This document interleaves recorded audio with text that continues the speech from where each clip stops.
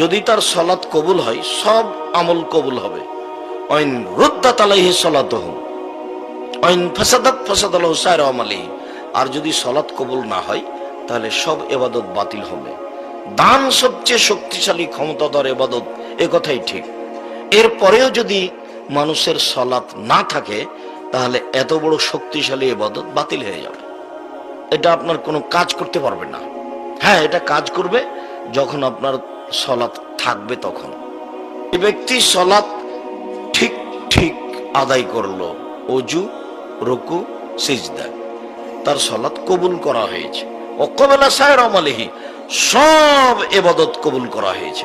Wine রুদ্দাত আলাইহি সালাতুহু, তার সালাত যদি তার উপরে প্রত্যাখ্যান করা হয়, না সালাত কবুল হয়নি, রুদ্দা আলাইহি সাইরা আমালিহি, তাহলে সব আমল তার প্রত্যাখ্যান করা হবে, কোনো ইবাদত কবুল হবে না।